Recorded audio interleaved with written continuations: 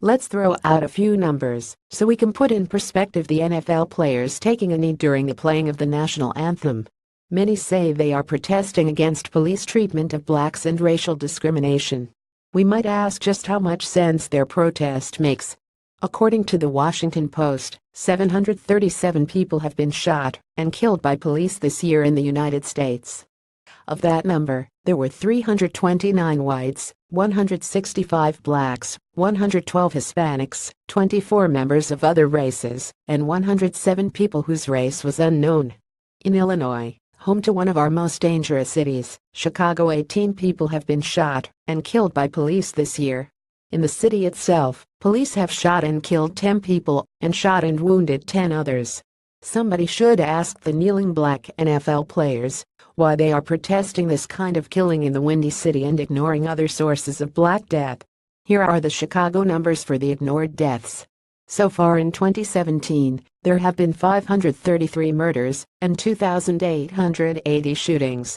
On average, a person is shot every 2 hours and 17 minutes and murdered every 12.5 hours. In 2016, when Colin Kaepernick started taking a knee, Chicago witnessed 806 murders and 4,379 shootings. It turns out that most of the murder victims are black. Adding to the tragedy is the fact that Chicago has a 12.7% murder clearance rate. That means that when a black person is murdered, his perpetrator is found and charged with his murder less than 13% of the time. Similar statistics regarding police killing blacks versus blacks killing blacks apply to many of our predominantly black urban centers, such as Philadelphia, Baltimore, New Orleans, St. Louis, and Oakland. Many Americans, including me, see the black NFL player protest of police brutality as pathetic, useless showboating. Seeing as these players have made no open protest against the thousands of blacks being murdered and maimed by blacks, they must view it as trivial in comparison with the police killings. Most of the police killings fit into the category of justified homicide. NFL players are not by themselves. How much condemnation do black politicians, civil rights leaders, and liberal whites give to the wanton black homicides in our cities? When have you heard them condemning the very low clearance rate whereby most black murderers get away with murder? Do you believe they would be just as silent if it were the Ku Klux Klan committing the murders? What's to blame for this mayhem? If you ask an intellectual, a leftist, or an academic in a sociology or psychology department, he will tell you that it is caused by poverty, discrimination, and a lack of opportunities. But the black murder rate and other crime statistics in the 1940s and 50s were not nearly so high as they are now.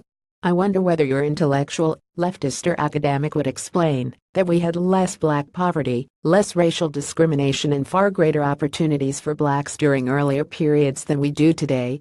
He'd have to be an unrepentant idiot to make such an utterance. So what can be done? Black people need to find new heroes.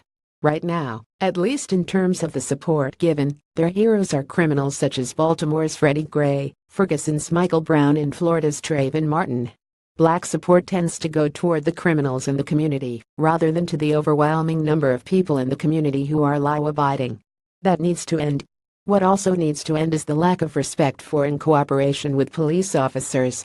Some police are crooked, but black people are likelier to be victims of violent confrontations with police officers than whites simply because blacks commit more violent crimes than whites per capita.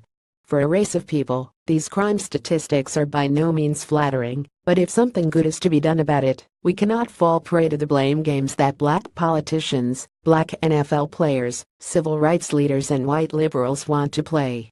If their vision is accepted, we can expect little improvement of the status quo.